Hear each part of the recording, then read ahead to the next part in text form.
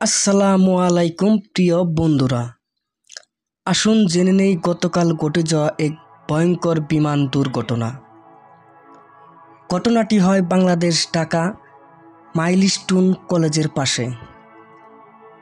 বিমানটি দুর্ঘটনার শব্দে কেঁপে ওঠে পুরো এলাকাবাসী এবং অনেকেরও হয়ে যায় মৃত্যু।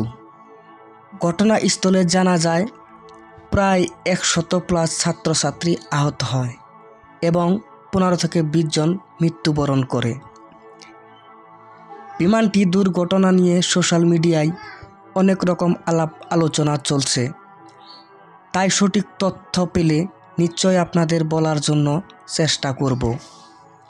সে পর্যন্ত ভালো থাকুন, সুস্থ থাকুন এবং আপনাদের সঠিক মতামত কমেন্টে লিখতে ভুলবেন না।